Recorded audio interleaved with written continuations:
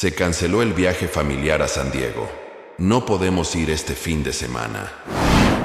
Sandra me dijo esas palabras el viernes por la tarde, parada en la entrada de mi apartamento en el este de Los Ángeles, con esa sonrisa falsa que había perfeccionado desde que se casó con mi hijo Kevin hace 5 años.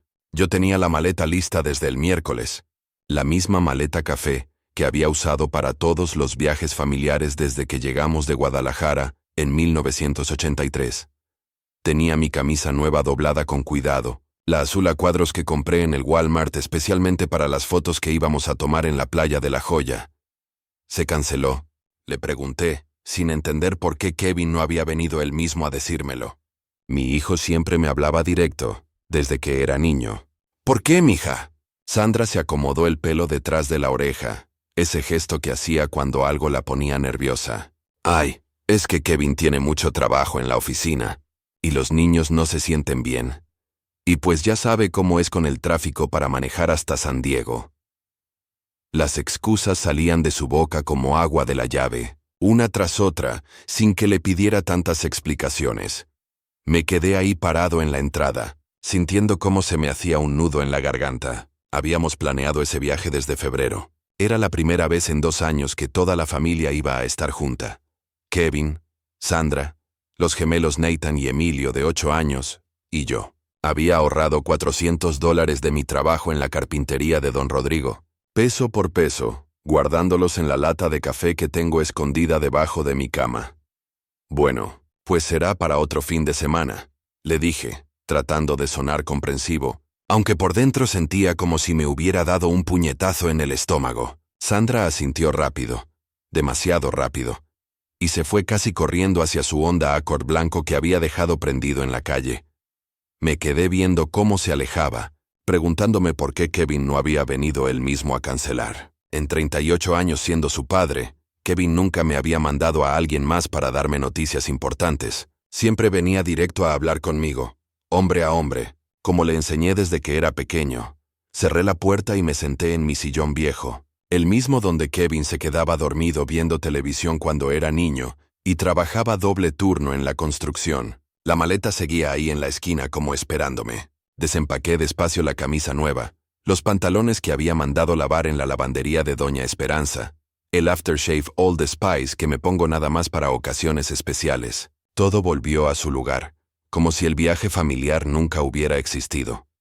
Esa noche no pude dormir. Me quedé despierto dándole vueltas al asunto, como mecánico que busca la falla en un motor que suena raro pero no sabe dónde está el problema. Algo no cuadraba en la forma como Sandra me había dado la noticia. Kevin siempre me hablaba en español, pero ella me había dicho todo en inglés, como si necesitara mantener distancia. Y esos ojos nerviosos, esa prisa por irse. En 40 años viviendo en Los Ángeles, había aprendido a leer a las personas, y Sandra esa tarde se veía como alguien que estaba mintiendo.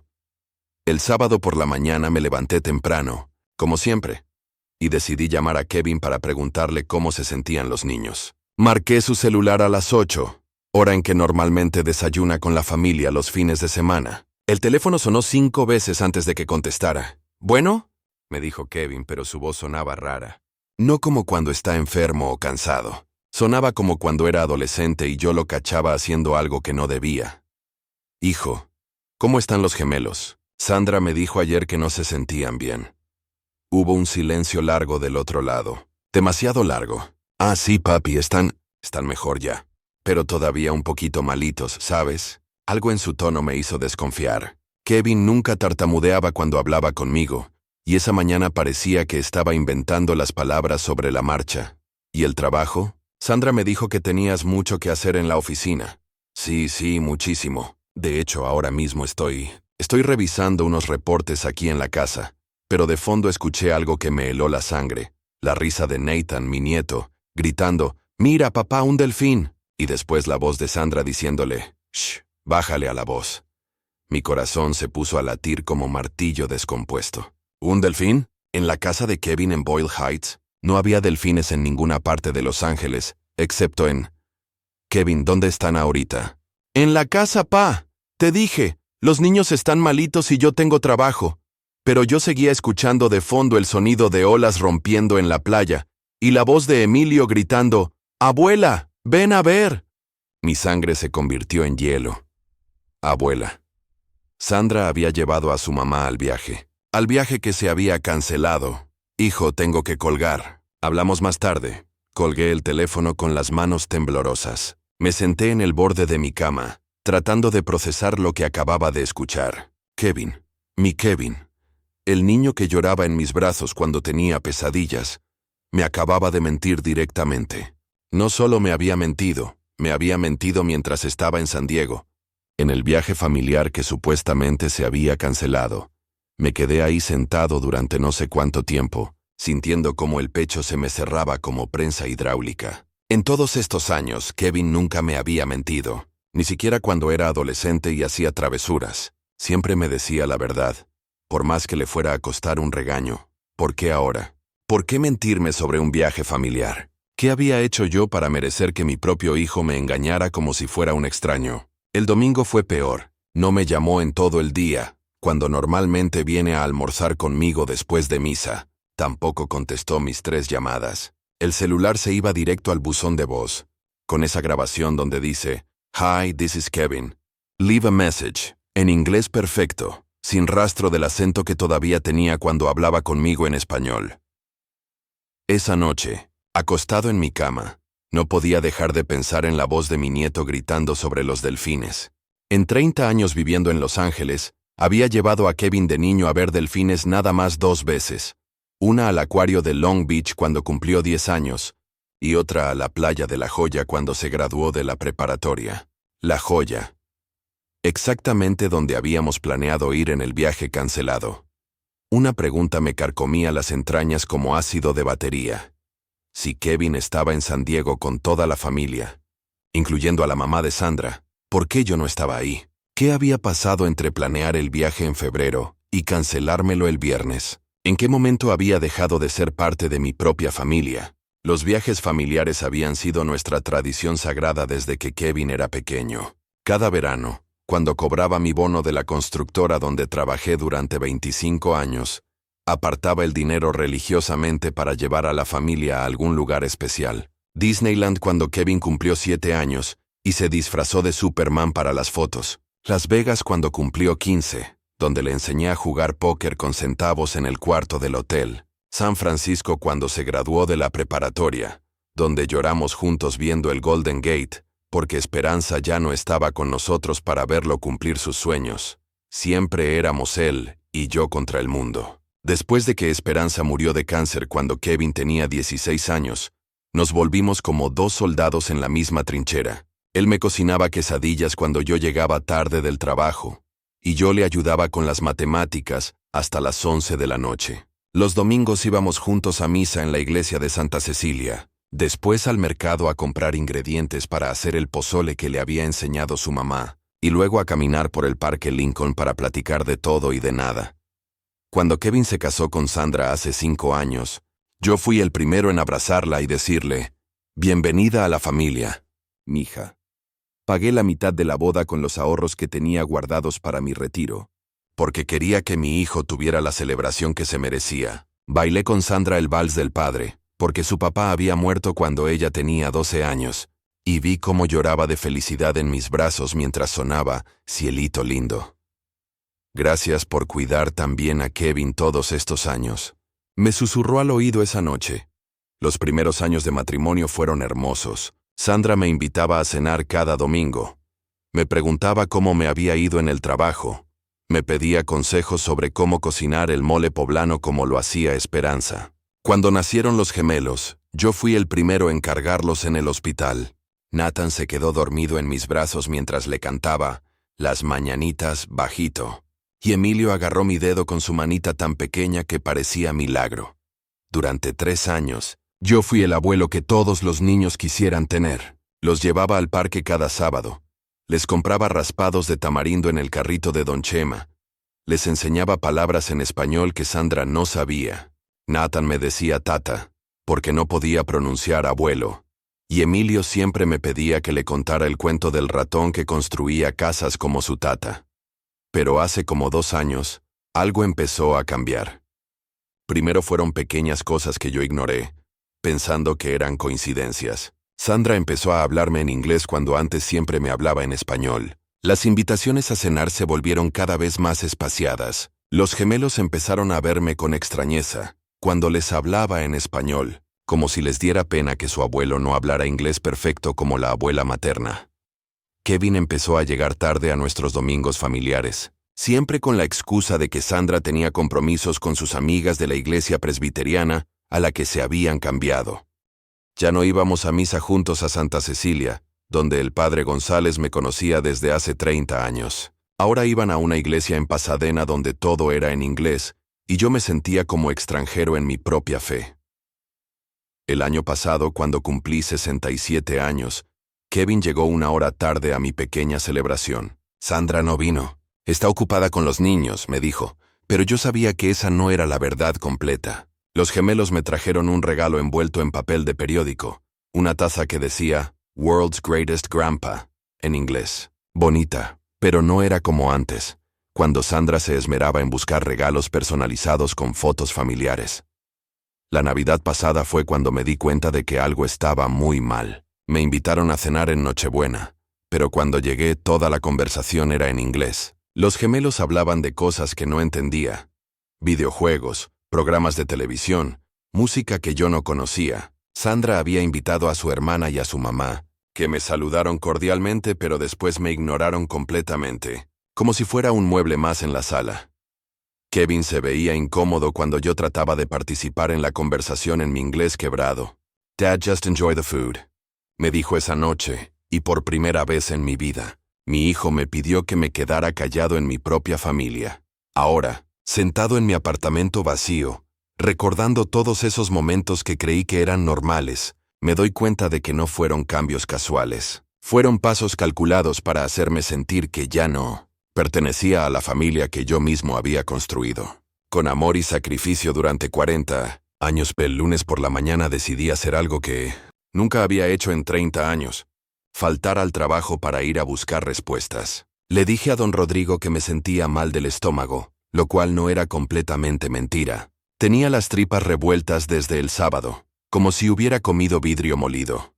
Manejé mi pick-up Toyota del 95 hasta la casa de Kevin en Boyle Heights. Era la casa donde él había crecido, la misma que compré en 1987 con el enganche que ahorré vendiendo tacos los fines de semana en el mercado de la calle Olvera. Cuando Kevin se casó, yo les regalé la casa y me mudé al pequeño apartamento donde vivo ahora. Para que empiecen su matrimonio con algo propio, le dije, firmando las escrituras con lágrimas en los ojos de orgullo. La casa se veía diferente. Sandra había cambiado las plantas del jardín que Esperanza y yo habíamos sembrado con tanto amor. Ya no estaban las rosas rojas que florecían cada primavera, ni el nogal que planté cuando Kevin cumplió 10 años. En su lugar había pasto artificial perfectamente verde y plantas que parecían de revista, sin alma, sin historia. Toqué la puerta como siempre había hecho, pero esta vez, Kevin tardó mucho en abrir. Cuando finalmente apareció, tenía cara de culpa, como cuando era niño y yo lo cachaba comiendo dulces antes de la cena. «Papi, ¿qué haces aquí? ¿No tienes trabajo?» «Vine a ver cómo siguen los niños», le dije tratando de ver hacia adentro de la casa. «Ayer no me contestaste las llamadas». Kevin se interpuso en la puerta bloqueándome la vista. «Están bien, pa, pero están descansando. Mejor regresa otro día, otro día». Mi propio hijo me estaba pidiendo que me fuera de la casa donde él había nacido, donde le cambié los pañales miles de veces, donde le enseñé a caminar sosteniéndolo de las manitas en ese mismo pasillo. «Kevin, ¿puedo pasar? Nada más quiero ver a mis nietos un ratito». Se veía nervioso, sudando aunque no hacía calor. «Es que Sandra está limpiando y los niños están viendo la tele. Mejor te hablo más tarde». Pero entonces escuché la voz de Nathan desde adentro gritando, «¡Papá! ¡Ven a ver las fotos del viaje!» Y la voz de Sandra diciéndole urgente, «Nathan, ve a tu cuarto ahorita mismo». Kevin se puso pálido. Las fotos del viaje. El viaje que se había cancelado. El viaje donde habían estado el fin de semana mientras yo me quedaba solo en mi apartamento, desempacando mi maleta como un tonto. «Kevin», le dije con voz temblorosa, ¿de qué viaje está hablando Nathan? Mi hijo, mi sangre, el niño que había criado para que siempre dijera la verdad, Me miró directo a los ojos y me mintió otra vez. No sé, pa. Los niños dicen muchas cosas raras. En ese momento Sandra apareció detrás de él, con una sonrisa forzada que no le llegaba a los ojos. Hola, suegro. ¿Cómo está? Sandra, ¿pueden pasar los niños para que los salude? Ay, es que están haciendo tarea, me dijo. Pero yo sabía que era mentira. Eran las 11 de la mañana de un lunes. Los niños estaban en la escuela primaria César Chávez hasta las 3 de la tarde.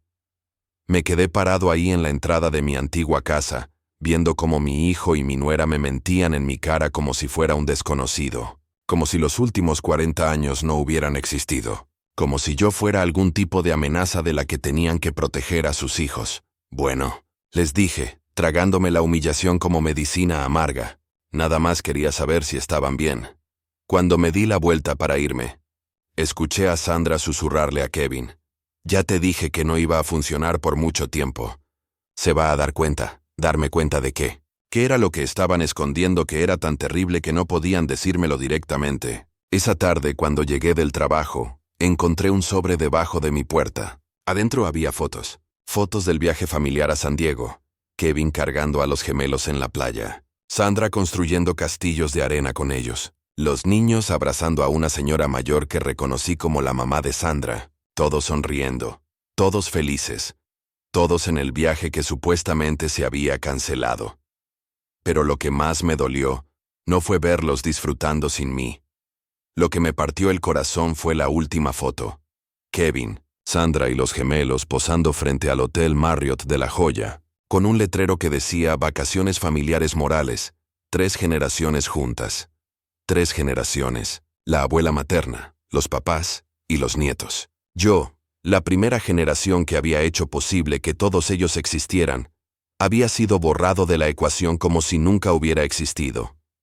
Esa noche lloré por primera vez desde el funeral de Esperanza. Lloré por el hombre que había trabajado doble turno durante 20 años para darle una buena vida a su hijo. Lloré por el abuelo que había sido reemplazado por una abuela que hablaba mejor inglés. Lloré por el tonto que había regalado su casa creyendo que eso lo haría más querido por su familia. Pero sobre todo, lloré porque me di cuenta de que ya no era parte de la familia que yo mismo había creado y sostenido durante toda mi vida. El martes por la tarde, mientras estaba lijando una mesa en el taller de don Rodrigo, sonó mi celular. Era un número que no reconocía, pero algo me dijo que contestara. Bueno, ¿habla con el señor Francisco Morales? Sí, soy yo. Le hablo del Hotel Marriott de La Joya. Tengo una pregunta sobre la reservación que canceló el viernes pasado. Se me heló la sangre. La lija se me cayó de las manos y rebotó en el piso de cemento del taller. Disculpe. Sí, señor Morales. Usted tenía reservadas 2 habitaciones para este fin de semana pasado, del viernes al domingo, una suite familiar y un cuarto sencillo. Pero el viernes por la tarde recibimos una llamada cancelando únicamente el cuarto sencillo. La señora que llamó dijo que usted había tenido una emergencia familiar. Las piernas se me aflojaron tanto que tuve que sentarme en el banquito donde corto madera. El corazón me latía como martillo neumático descompuesto. ¿Qué señora? La señora Sandra Morales. Se identificó como su nuera. Dijo que usted no podía viajar por problemas de salud, pero que el resto de la familia sí iba a venir.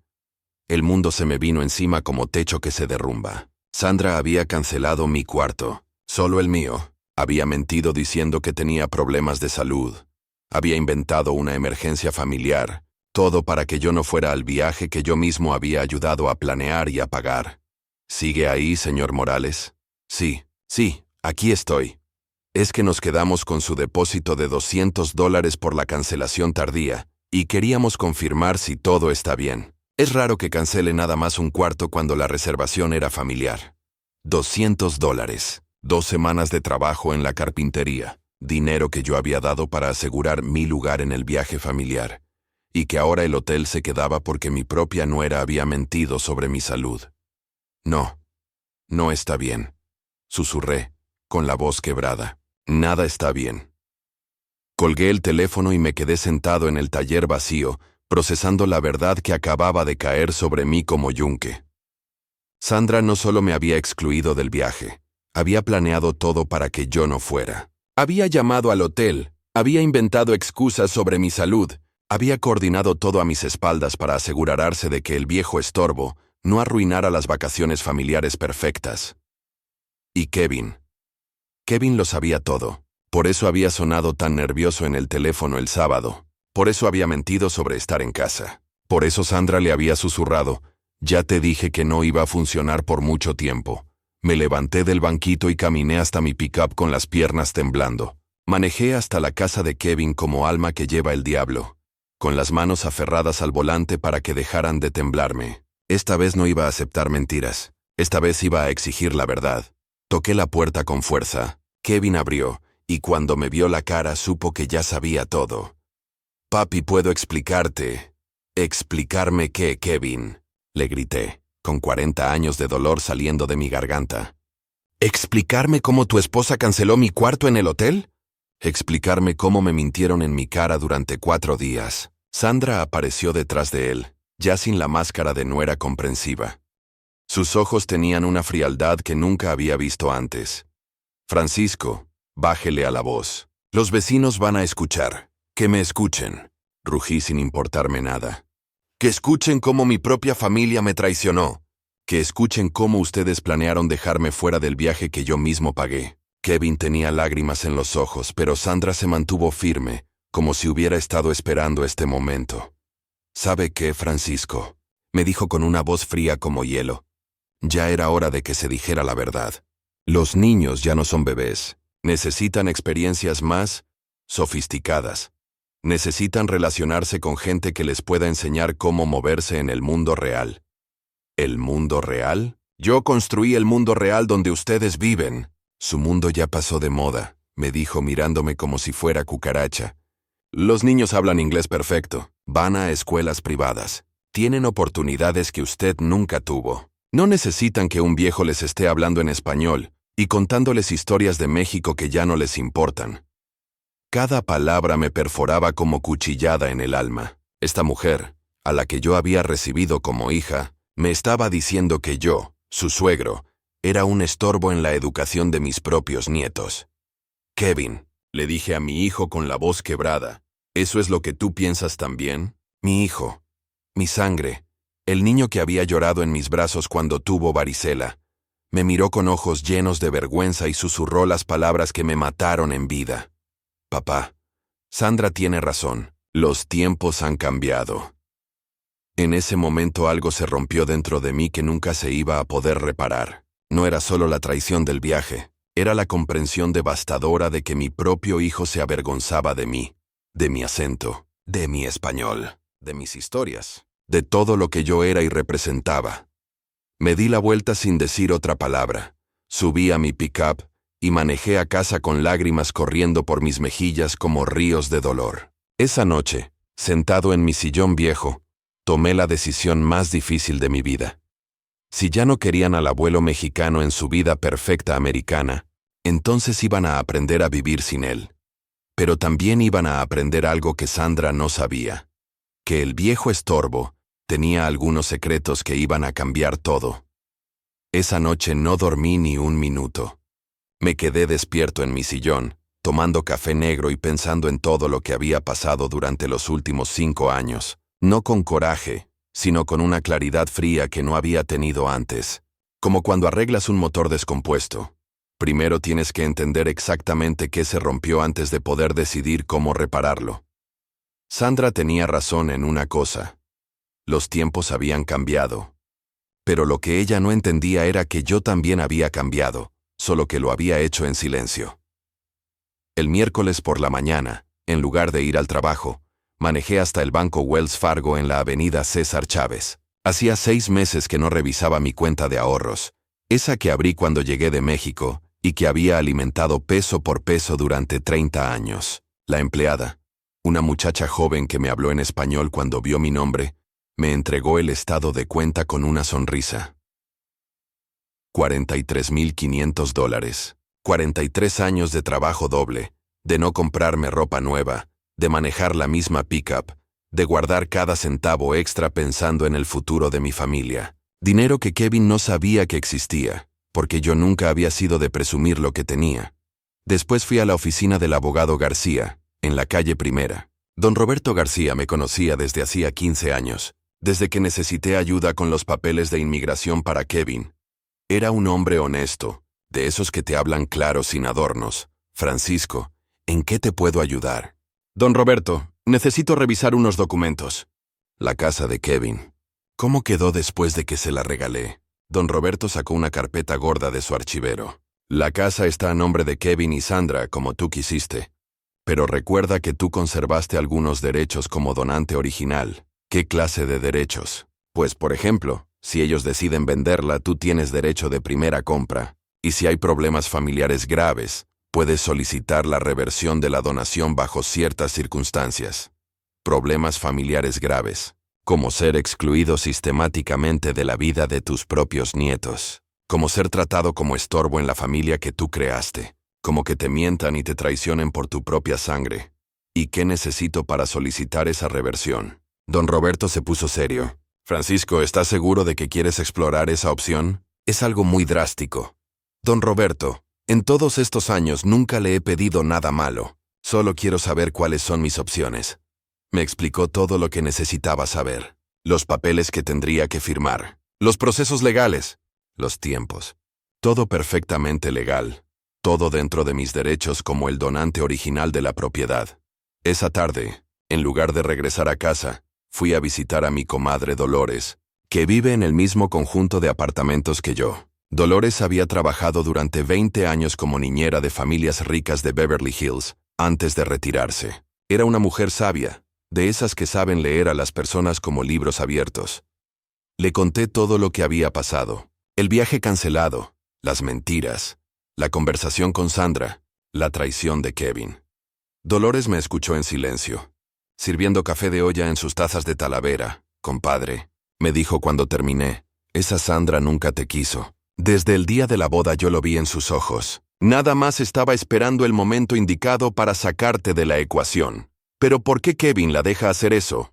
Porque los hombres a veces se vuelven ciegos cuando una mujer les llena la cabeza de ideas. Y Sandra es lista. No lo hizo de un día para otro. Lo fue envenenando poquito a poquito, año tras año, hasta que Kevin empezó a ver a su propio padre como un problema. ¿Y qué hago, comadre? ¿Me quedo callado viendo cómo me borran de la vida de mis nietos? Dolores me agarró las manos con sus dedos arrugados pero firmes. Francisco, tú eres buen hombre. Has sido generoso toda tu vida, pero a veces la generosidad sin límites se convierte en debilidad, y la gente débil es la que lastiman más fácil. ¿Estás diciendo que pelee? Estoy diciendo que les recuerdes quién eres, que les enseñes que el respeto se gana, pero también se exige. Que tus nietos sepan que su abuelo no es ningún estorbo, sino el hombre que hizo posible todo lo que ellos tienen. Esa noche, sentado en mi mesa de la cocina, escribí una carta, no para Kevin ni para Sandra, sino para Nathan y Emilio. Una carta que les explicara quién era su abuelo realmente, qué había sacrificado por su familia, qué historias tenían derecho a conocer sobre sus raíces. La guardé en un sobre junto con fotos de cuando Kevin era niño, de cuando Esperanza estaba viva, de cuando éramos una familia que sí se quería de verdad. También saqué todas las escrituras, todos los recibos, todos los documentos que probaban lo que yo había dado por esta familia durante 40 años. El enganche de la casa, los pagos de la universidad de Kevin, los préstamos que nunca me habían devuelto, las facturas médicas de Esperanza que pagué vendiendo mis herramientas. Todo perfectamente documentado, todo legal. Por primera vez en semanas pude dormir profundo, no porque tuviera un plan de venganza, sino porque tenía un plan de dignidad. Iba a recordarles a Kevin y Sandra algo que habían olvidado, que Francisco Morales no era un viejo inútil que rogaba por migajas de cariño. Era un hombre que había construido todo lo que ellos tenían, y que todavía tenía más poder del que se imaginaban. El jueves por la mañana hice algo que no había hecho en años. Me vestí como para una ocasión importante. Me puse mi mejor camisa, la azul de manga larga que reservaba para bodas y funerales, mi pantalón de vestir negro, y las botas de piel que había comprado para la graduación de Kevin. Me peiné con brillantina y me eché un poquito del aftershave que Esperanza me había regalado en nuestro último aniversario. Mi primera parada fue la oficina de don Roberto García. Le entregué todos los documentos que había reunido la noche anterior. Francisco, ¿Estás completamente seguro de esto? Don Roberto, hace 5 años les regalé mi casa porque pensé que eso me haría más querido por mi familia. Ahora me doy cuenta de que lo único que conseguí fue que me vieran como un estorbo del que se podían deshacer cuando quisieran. Don Roberto revisó cada papel con cuidado. Todo está en orden. Pero quiero que entiendas que una vez que empecemos este proceso, no hay vuelta atrás. Va a cambiar tu relación con tu hijo para siempre. Don Roberto, mi relación con mi hijo ya cambió para siempre. Solo que esta vez yo voy a decidir cómo. Firmé los primeros documentos. La solicitud de reversión de donación por causa justificada. El abogado me explicó que Kevin y Sandra tendrían 30 días para responder una vez que recibieran la notificación oficial. 30 días para decidir si querían pelear legalmente por la casa que yo les había regalado, o si preferían negociar una solución. Mi segunda parada fue el banco. Retiré $20,000 en efectivo, la mitad de mis ahorros, no para gastarlos, sino para que Kevin y Sandra supieran que el viejo pobre tenía recursos que ellos no conocían. Dinero suficiente para contratar a los mejores abogados de Los Ángeles si fuera necesario. Después fui a la escuela primaria César Chávez, donde estudiaban mis nietos. La directora, la señora Ramírez, me conocía desde que Kevin había estudiado ahí mismo 25 años atrás. Don Francisco, qué gusto verlo. ¿Cómo está? Muy bien, señora Ramírez. Vengo a preguntar sobre Nathan y Emilio. ¿Es cierto que están en el programa de estudiantes Gifted? Por supuesto. Son niños muy inteligentes, aunque... Bueno, he notado que últimamente rechazan hablar en español, incluso cuando otros niños les preguntan. Es una lástima, porque el bilingüismo es una ventaja enorme para su futuro. ¿Y quién los viene a recoger normalmente? Siempre la señora Sandra, o a veces una niñera.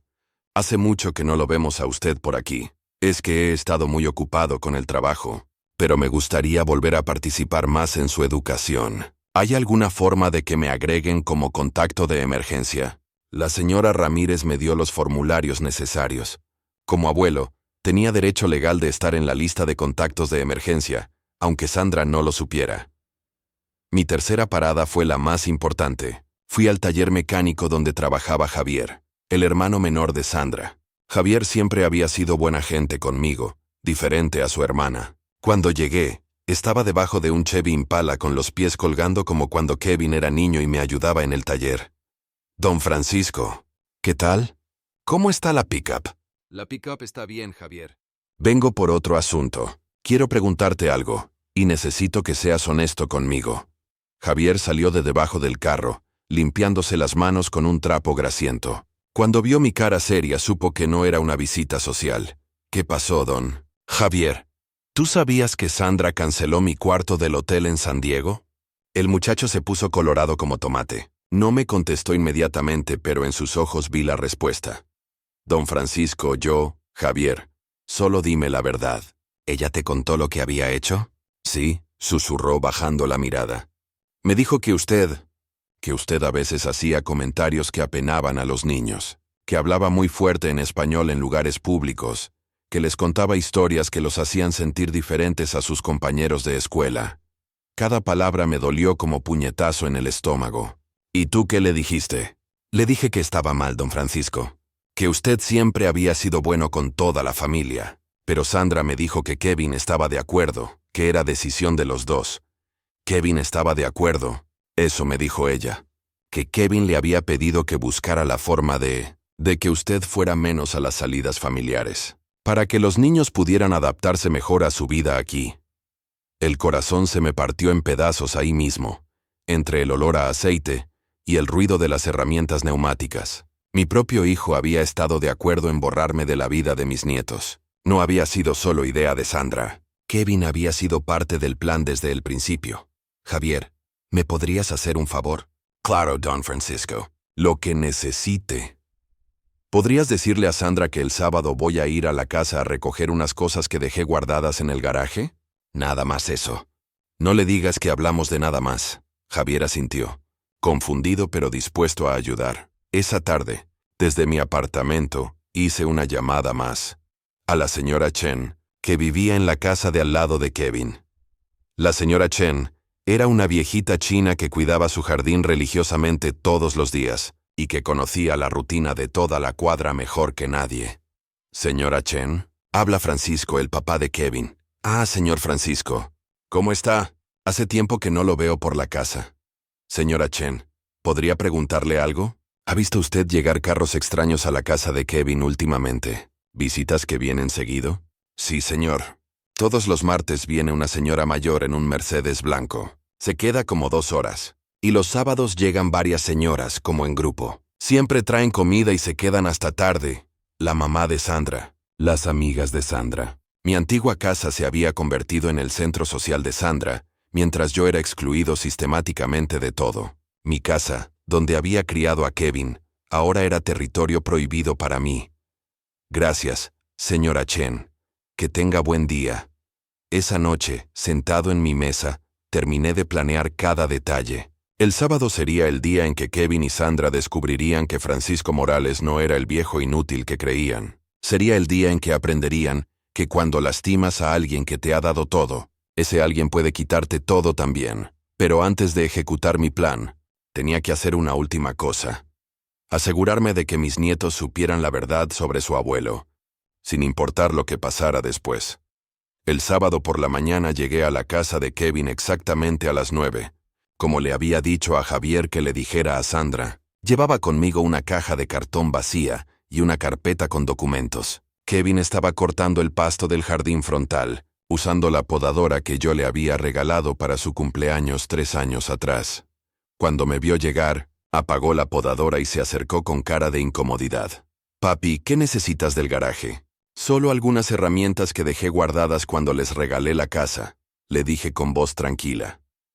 «Y quiero platicar contigo y Sandra de algunas cosas importantes». Sandra salió de la casa en ese momento, secándose las manos con un trapo de cocina. Tenía esa sonrisa falsa que había perfeccionado para las ocasiones incómodas. «Buenos días, Francisco. Kevin me dijo que venía por unas cosas». «Sí, Sandra. Pero también vengo a hablar con ustedes sobre el futuro». Los 3 nos sentamos en la sala, la misma sala donde Kevin había jugado con sus carritos de juguete, donde Esperanza había tejido suéteres para él durante las tardes de invierno, donde habíamos visto juntos el Mundial de Fútbol del 94 gritando «México, México», hasta quedarnos afónicos. Saqué la carpeta y puse los documentos sobre la mesa de centro. «Kevin, Sandra, quiero que sepan que el Hotel Marriott me llamó el martes». Sandra se puso pálida inmediatamente. Kevin frunció el ceño confundido. «¿Qué hotel, papi?» «El Hotel de la Joya, Kevin. El hotel donde ustedes se hospedaron el fin de semana pasado, en el viaje que supuestamente se había cancelado». Kevin miró a Sandra con ojos de pánico. Ahora sabía que yo sabía todo. «Papi, ¿puedo explicarte?» «No hace falta que expliques nada, hijo», le dije con voz serena. «Ya sé toda la verdad. Sé que Sandra canceló mi cuarto. Sé que inventó excusas sobre mi salud. Sé que se gastaron mi depósito de $200. Y sé que los 2 planearon todo para dejarme fuera de las vacaciones familiares». Sandra se enderezó en el sillón, ya sin fingir inocencia. «Francisco, no es tan simple como usted cree». «No es tan simple. Sandra, llevas 2 años trabajando para alejarme de mis nietos, cambiando las tradiciones familiares, hablándoles en inglés para que yo no entienda, llevándolos a una iglesia donde yo no encajo. Y ahora esto». Kevin tenía lágrimas en los ojos, pero seguía sin decir nada en mi defensa. «Papi, es que Sandra tiene razón en algunas cosas. Los niños necesitan ¿qué, Kevin? ¿Necesitan olvidar de dónde vienen? ¿Necesitan avergonzarse de su abuelo que habla español?» Entonces Sandra explotó con la verdad que había estado guardando. «Sí, exactamente eso. Los niños van a escuelas privadas caras, Francisco. Se relacionan con familias importantes. No pueden andar por ahí contando historias de México, hablando español con acento, comportándose como inmigrantes pobres». «Como inmigrantes pobres», repetí sintiendo cómo se me apretaba el pecho. «Como lo que fuimos Kevin y yo cuando llegamos aquí hace 30 años. Como lo que yo sigo siendo, según tú».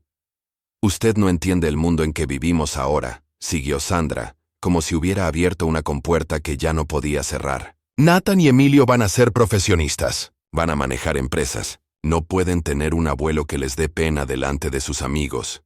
Kevin finalmente habló, pero no para defenderme. Sandra, ya basta. No, Kevin, ya es hora de que se diga la verdad. Tu papá es buena gente, pero no encaja en nuestros planes. Los niños ya preguntaron por qué su abuelo habla raro, por qué siempre huele a madera y aceite, por qué cuenta historias tristes de cuando era pobre. Cada palabra me atravesaba el alma como cuchilla filosa. Pero en lugar de quebrarme, algo extraño pasó. Una calma fría se apoderó de mí. La misma calma que sentía cuando diagnosticaba un motor descompuesto que necesitaba reparación mayor.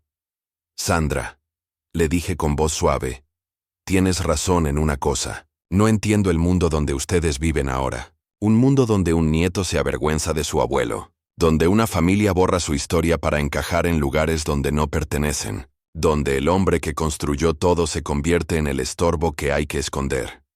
Me levanté del sillón y tomé la carpeta. Pero hay algo que ustedes tampoco entienden de mi mundo. En mi mundo, las acciones tienen consecuencias, y las traiciones tienen precio. Saqué el primer documento y lo puse sobre la mesa. Esta es la solicitud de reversión de donación que presenté ayer en la corte. Esta casa, Sandra, técnicamente sigue siendo mía. Se las regalé por amor, pero la ley me permite recuperarla por causa justificada. Kevin y Sandra se quedaron helados, mirando el documento como si fuera una serpiente venenosa. No, no puedes hacer eso, papi. Esta es nuestra casa. Era su casa mientras fueran mi familia de verdad, Kevin. Pero ya no lo son. Ustedes mismos me lo dejaron muy claro. Saqué el segundo documento. Este es mi estado de cuenta bancario. $43,000 que ahorré durante 30 años, pensando en el futuro de mis nietos. Dinero que ustedes nunca supieron que tenía, porque nunca se molestaron en preguntarme sobre mi vida. Sandra miraba los números con ojos desorbitados. Francisco, podemos hablar de esto. Ahora quieren hablar. Después de 2 años planeando cómo excluirme, después de mentirme en mi cara durante una semana, saqué el último documento. Y este es el testamento que cambié ayer. Todo lo que tengo, la casa, el dinero, mi pickup, mis herramientas, ahora va directamente a Nathan y Emilio cuando cumplan 21 años. Ustedes no verán ni un centavo. Kevin estaba llorando abiertamente ahora. Papá, por favor, podemos arreglar las cosas. Podemos volver a ser familia. Lo miré con una tristeza infinita. Kevin, tú eres mi sangre. Te voy a querer hasta el día que me muera. Pero no puedes ser mi familia y mi enemigo al mismo tiempo. No puedes amarme en privado y avergonzarte de mí en público. No puedes pedirme que sea el abuelo cariñoso cuando te conviene y el estorbo invisible cuando no te conviene. Me dirigí hacia la puerta, pero antes de salir, me volteé hacia ellos una última vez. Tienen 30 días para decidir qué quieren hacer. Pueden pelear la reversión de la casa en la corte, pero va a salir caro y van a perder. O pueden buscarme para negociar una solución donde todos ganemos algo, pero esta vez van a ser negociaciones entre iguales. Ya no van a negociar con el viejo inútil que ruega por migajas de cariño. Salí de la casa y subí a mi pickup, dejándolos sentados en la sala con la verdad aplastante. El inmigrante pobre que les daba pena tenía más poder del que jamás habían imaginado. No habían pasado ni 2 horas cuando mi teléfono empezó a sonar como loco. Primero Kevin, después Sandra, después Kevin otra vez. Dejé que se fueran al buzón de voz. No estaba listo para escuchar súplicas desesperadas de gente que hacía una semana me veía como basura humana. El domingo por la mañana, mientras tomaba mi café y leía el periódico en mi apartamento, tocaron la puerta. Era Kevin, solo, con los ojos hinchados de tanto llorar. Papi, ¿podemos hablar? Lo dejé pasar, pero no le ofrecí café. Esta vez las reglas del juego habían cambiado. Kevin, Sandra no vino contigo. Está en casa de su mamá. Está muy alterada. ¿Alterada por qué? Porque descubrió que el viejo inútil no es tan inútil después de todo. Kevin se desplomó en mi sillón como si le hubieran quitado los huesos. Papá, yo nunca quise lastimarte. Sandra me convenció de que era lo mejor para los niños. Me dijo que en las escuelas privadas, los otros papás se burlaban de los abuelos que no hablaban inglés perfecto. ¿Y tú le creíste? Yo no sabía qué pensar. Sandra es muy inteligente, papá. Estudió en la universidad. Conoce gente importante. Yo pensé que tal vez tenía razón. Me quedé callado esperando a que siguiera hablando. Ahora él era el que tenía que explicar, no yo. Los niños empezaron a preguntarme por qué su abuelo no era como los otros abuelos, por qué no tenía carro nuevo, por qué no sabía usar computadoras, por qué siempre olía a madera. Sandra me decía que si no hacíamos algo, los niños iban a desarrollar complejos. ¿Complejos de qué, Kevin? Complejos de ser mexicanos. Ahí estaba la verdad más dolorosa de todas. Mi propio hijo se avergonzaba de ser mexicano. Se avergonzaba de mí porque yo le recordaba de dónde veníamos. Kevin, ¿sabes qué es lo más triste de todo esto? ¿Qué, papá? Que yo trabajé 30 años para que tú pudieras estar orgulloso de ser mexicano-americano. Para que pudieras decir, mi papá construyó casas en esta ciudad, mi papá me enseñó el valor del trabajo, mi papá me dio todo lo que pudo para que yo fuera mejor hombre que él, pero en lugar de estar orgulloso, decidiste que yo era una mancha en tu expediente perfecto. Kevin lloraba en silencio, con esas lágrimas que salen cuando sabes que cometiste un error que no se puede deshacer. Puedes perdonarme, papá. Kevin, yo te perdono. Eres mi hijo y siempre vas a ser mi hijo. Pero perdonar no significa que las cosas van a volver a ser como antes. Algunas cosas cuando se rompen, no se pueden reparar completamente. ¿Qué tengo que hacer para arreglar esto? Primero, tienes que decidir qué es más importante para ti. Quedar bien con Sandra y sus amistades elegantes, o tener una relación honesta con tu padre. No puedes tener las dos cosas. Escojo tenerte a ti, papá. Kevin, no me digas lo que crees que quiero escuchar. Piénsalo bien, porque si escoges tenerme en tu vida, eso significa que Nathan y Emilio van a conocer a su abuelo de verdad. Van a escuchar historias en español. Van a saber de dónde vienen. Van a oler a madera cuando los abrace después del trabajo. ¿Estás preparado para eso? Kevin asintió, pero yo sabía que no era tan fácil. Sandra no se iba a quedar callada viendo cómo su plan perfecto se desmoronaba. Y tenía razón. Esa misma tarde, Sandra llegó a mi apartamento hecha una furia, acompañada de su mamá y su hermana. Las tres paradas en mi puerta como si fuera yo el que había hecho algo malo. Francisco, esto es ridículo, me gritó Sandra. No puede quitarnos la casa por un malentendido. Sandra, no fue un malentendido. Fue una traición planeada durante 2 años. Los niños me van a odiar si nos quedamos sin casa, siguió gritando. Nathan y Emilio no van a entender por qué su abuelo nos está castigando. Los niños van a entender perfectamente cuando les explique por qué su mamá canceló mi cuarto del hotel, mintiendo sobre mi salud. Cuando les cuente cómo ustedes planearon dejarme fuera de su vida, para que no les diera pena conmigo. La mamá de Sandra, que había estado callada, finalmente habló. Señor Morales, Sandra cometió un error. Pero no merece perder su casa por eso, señora. Le respondí con respeto pero firmeza. Sandra no cometió un error. Cometió una serie de traiciones calculadas, y ahora está pagando las consecuencias. ¿Qué quiere que hagamos?, preguntó Sandra, ya sin la arrogancia de antes. Quiero que reconozcan públicamente delante de Nathan y Emilio que me trataron mal. Quiero que les expliquen a mis nietos por qué su abuelo no fue al viaje familiar. Y quiero que me garanticen que nunca más van a tratar de alejarme de ellos. ¿Y si hacemos eso, nos deja quedarnos con la casa? Sandra, ya no es solo sobre la casa. Es sobre el respeto. Es sobre tratarme como el abuelo de esos niños, no como el estorbo que hay que esconder.